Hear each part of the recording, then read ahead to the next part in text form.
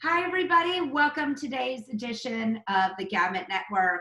I have a spectacular woman on the show today that I am proud to say that I've known for probably 5 years now, and even more excited to 5 years. say that my very first interview ever with Runway of Dreams was on your podcast. And Yes, it was such a highlight of my life. And so I will be forever grateful for you having me as a guest. But we are so excited to have Stephanie Thomas on the show today. She is a disability fashion stylist, amongst many other things. But she really has been a trailblazer in the world of fashion, and especially for the population of people with disabilities, is amazing at what she does. I've had the privilege of working with her many times. And so it is very exciting to have her on the show. Hi, Stephanie. Hi, Mindy. I call that the podcast, the little podcast that could. It's so hilarious. Yeah, that's our first time meeting. And it was such a great interview. So yeah, thank you for reminding me of my failure to continue. No, just kidding. I'm very good at that. I have a real talent of zooming in, especially at the beginning of an interview. No. I'm just kidding. And it's actually come back. I'll tell you about that at the end, but it's totally different. But yeah, it's so nice to talk to you. I was thinking about you the other day, and so I was like, let me just see if I can connect with her to see how she's doing, because I know things are going a little, there's so much disruption in the industry that is, I always wonder what's the impact going to be on the adaptive sector of the industry as we go through this transformation. Yeah, I think we're going to have to hold on tight right now and just be there to support each other and keep the mission going the best that we can. But with trailblazers like you, I feel confident no matter what comes our way, we're going to get through it. Can you share with our viewers a little bit about your personal story, your background, and how you really got to where you are today? Well, I am what is referred to as a congenital amputee, meaning I was born without a thumb and without toes. So if you can imagine seeing an x-ray of my feet, the toes that you need for balance, they stopped growing. So there was surgery that happened here and on my arm here in order to, pull out bones when I was an infant to create toes so that I could ambulate independently. Most people don't know that because they can't see that. Right. And interestingly enough, my parents never made an issue of it. But as I started to get older and started to date, it was brought to my attention that it was something that made me different and oftentimes ostracized. So in college, I learned about clothing for people with disabilities through a pageant. And my pageant coach at the time, she was married and her husband he had a seated body type and he used wheelchairs. She had a lot of difficulty dressing him, but it was when she was completely frustrated with me not buttoning my left cuff on my shirt that really sparked this whole career that I have, because one day she just stopped and she's like, why don't you button that left cuff on your shirt? And I was like, I don't know. And I looked at my hand and I realized because those buttons were so small that I just ignored it and I just never did it. Even today, I wear my Fitbit on my non-dominant hand because it's just something that I do. And that's where it started, Mindy. It was just that simple.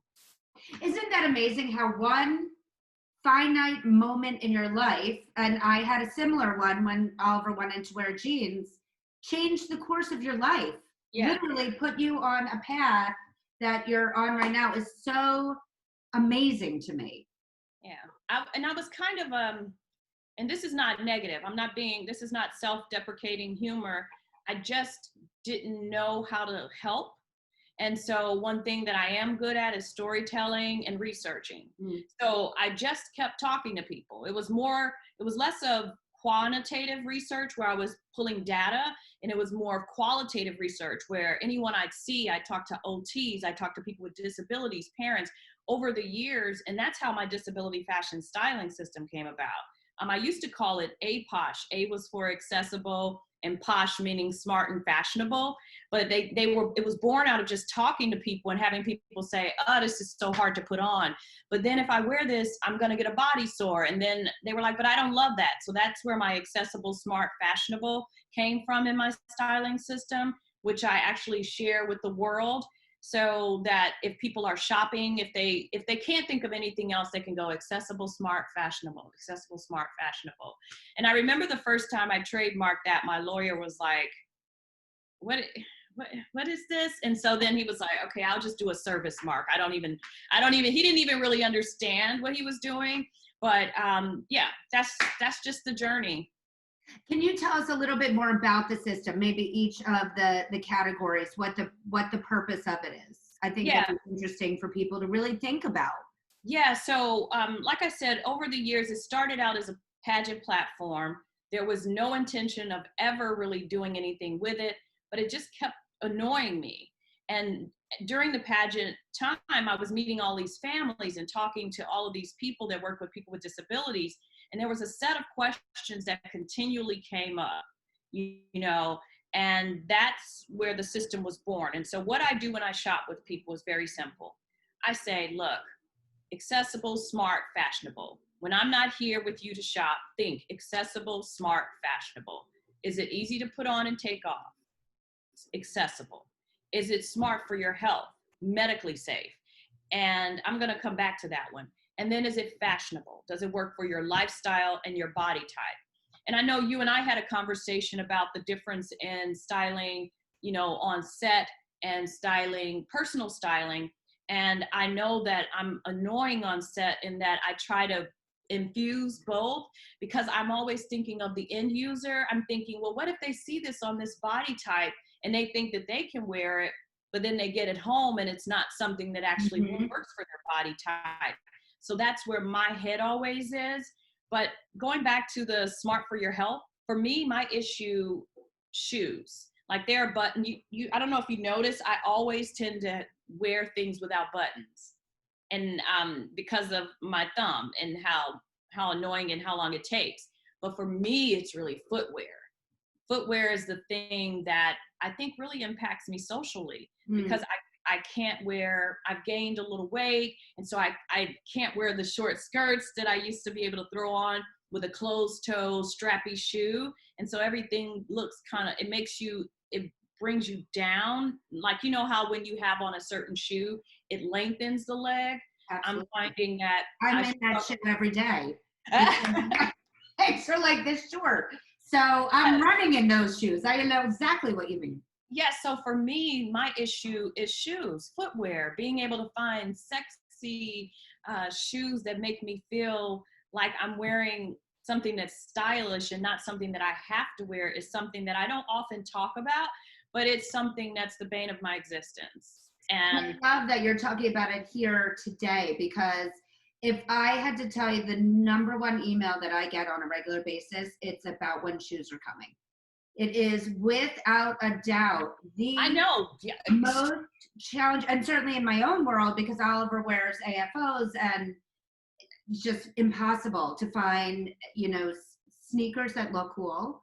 Yeah. That are he's 15 now, so he doesn't, you know, he wants to wear what everybody else is wearing, and it's really hard. He cannot do it on his own, and especially at this age, it's embarrassing. And the stories are on and on and on about the effect that footwear has on so many different types of disabilities. Can I share a story with you? I don't say this often, and just before I go on to that, that's why our friends at Zappos Adaptive are really great, because I think one thing that I feel confident in referring people to Zappos Adaptive about is the footwear, for sure. Absolutely. Because even things that I've curated that are from Franco Sarto, or even other brands that have hook and loop closures now, I feel really confident in that. But there was Stacey London of What Not to Wear. She had this whole, I think it was Style for Hire. I went to a seminar and I was so excited to be there because she didn't select everyone to come and become an apprentice, is what I was going to become, to learn more. Since I was haphazardly doing this work, I knew the disability side, but I had so much to learn, right? At least in my mind, I'm always having so much to learn. We had a circle, Mindy, and we had to say to each other how we would correct someone or elevate someone's look. And so all the people went around. I had on a royal blue wrap dress and an espadrille because I can't wear a strappy shoe. And that was kind of the only heel that I could wear at the time. Because some of the shoes, the vamp on the top of the shoe box is not long enough to give me support. Mm-hmm. So, and at that time, there was a lot of shoes that were closed toe, but with a short vamp on the shoe box. And when the young lady got to me, she was like, that color looks great on you. Wrap dress is classic, but it's those shoes. You need an open toe. And I think I probably just wept.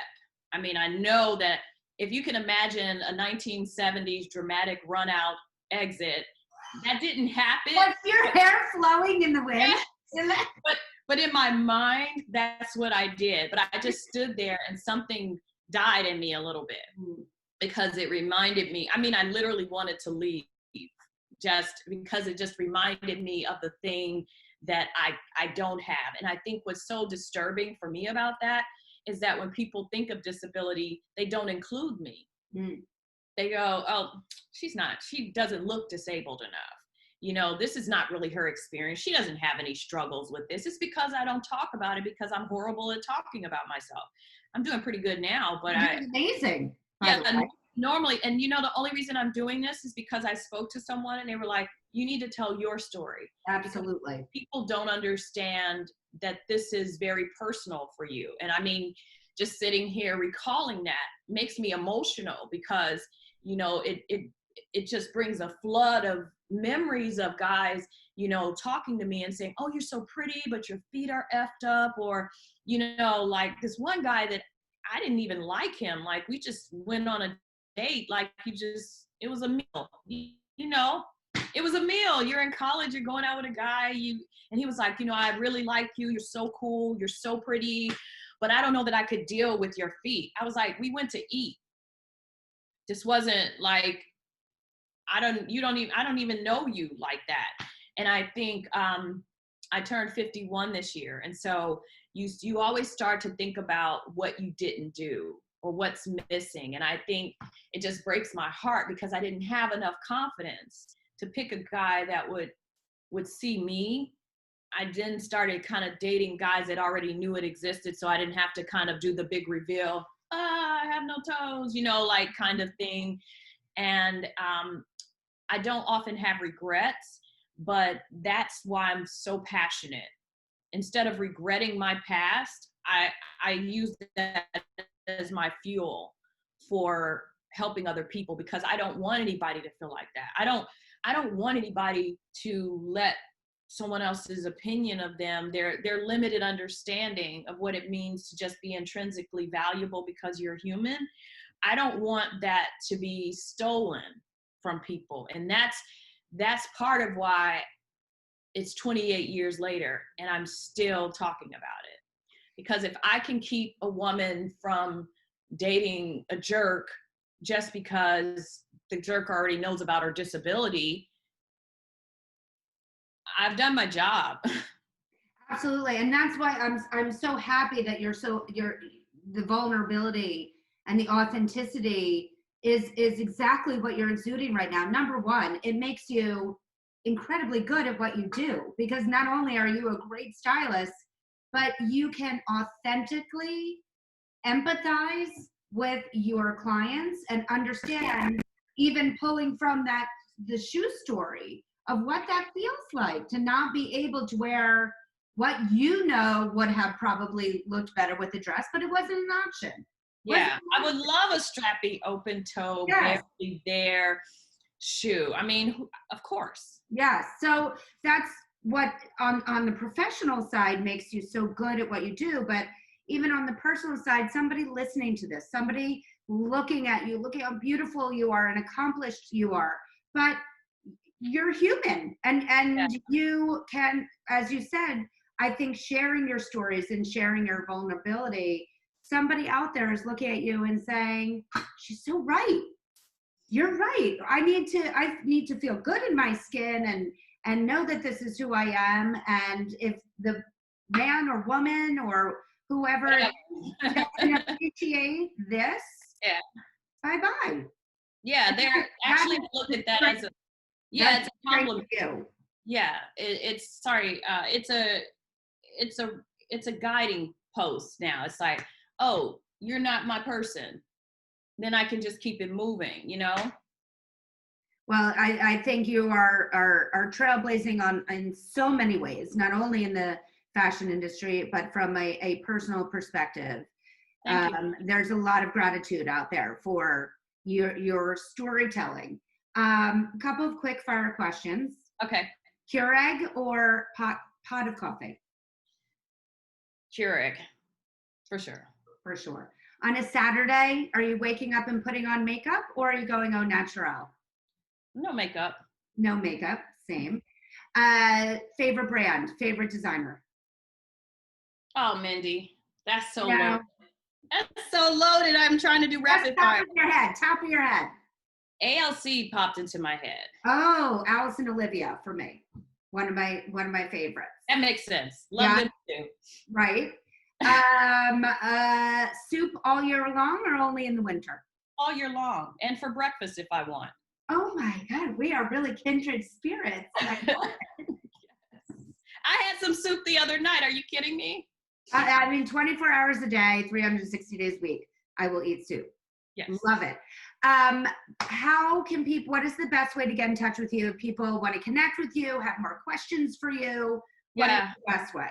Well, I had to pivot during the COVID-19, shift. And so now curatable.com, I just quietly relaunched it on the 9th.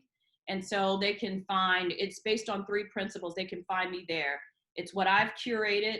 It's me highlighting people in the community, and it's what's happening currently. And so those 3 things drive the whole site. And since I can't really style people, you know how they have like the styling sliders. I signed up for, I think it's style something. I have to look at it, but they can shop curatable.com. And I do get a small, payment for it, I guess, if they do shop it, but I don't anticipate that that's a lot. I didn't set it up for that just to monetize it. I set it up because people ask me about pieces that I love. And so I figure if I curate pieces for seated body types, standing body types, various body types, then everybody can kind of come on and play and shop and get things that they love. And more so than that, be educated about how to honor their body type when dressing. Don't despise it, don't hate it, honor it. So curatable.com is a great place to connect with me. That's CUR8 ABLE.com. And speaking of the little podcast that could, it also launched on the 9th, and someone told me my new episode didn't upload, and I was like, no. So I'm gonna get that. I'll resend it today, but it is actually found on Google, Spot. It's on the website. You'll see all of the links. And the reason why I call it the little podcast that could is small bites. It's just me telling people what I'm reading, what I'm watching, what I'm listening to, and how it resonates with me as a woman with a disability and a disability fashion stylist. And then at the end of each show, which I'm sure you can relate to, I thought it was important to hear from people with disabilities. So I have 11 questions that everyone answers, that they will answer, that's not in an interview, and that gives them to speak directly to the fashion industry. Love it. So they are telling them what they like, their body type, what they wear. It's just straight on, and what they would love to see from the fashion industry. And so at the end of every episode, which is no longer than 10 minutes, that will be included. And then that way, the industry and people with disabilities and their caregivers can use it as a resource. Amazing. Perfect. And before we go, I'd like to ask all of my guests one final question. Okay. We here at the Gamut Network are big believers in the power of a vision board, whether that's an actual vision board that you put your hopes, dreams, wishes, who you want to meet, what you want to accomplish, or if it's just in your head and your heart. Okay. If we got to look on, which I would love to do, if we got to look at Stephanie's vision board, what would we see? Which one? So I have vision boards. I have several vision boards on my desktop. I have a vision board in a corner, and then I have another vision board with all of this stuff tacked on. The main themes that you would see is, which I don't know, I should just do it, but it's get healthy weight, because that impacts my ability to ambulate. But I've just not done that during COVID. My dreams of coming out as a butterfly, non-existent, but I'm still happy. Not yet. That's okay. And then the other two things, I do want to finally find love. I've decided that I'm worthy. I know I work all the time, but I would like to have that. You know what really helped me realize that? This darn quarantine. I was like, even if they're not here, it would have been nice to have someone to talk to. So I was like, okay, I've got to change my ways. And no one really knew this. I kind of mentioned it yesterday, but I'm going back to get a doctorate in occupational therapy. Oh so my God, congratulations. I haven't gotten accepted yet, but in my mind, on my vision board, love it. That's going to happen, because then I can have a practice beyond just the creative for people that need my services that can't afford it. Beautiful. I love that. I love all three. Thank Stephanie, you. It was so wonderful to talk to you and to see you. Too. I always love to watch and see what you're doing and trailblazing. And now with occupational therapy, you're going to put that industry on its ear as well. Yeah, I love it. Love it. Yes. If you would like to be on the Gamut Network, please email us at talent@gamutmanagement.com to tell us why you'd be a great guest. Please also don't forget to subscribe to our YouTube channel at the Gamut Network, as well as follow us on social media at Gamut Management. Thank you again. Thank you. Bye.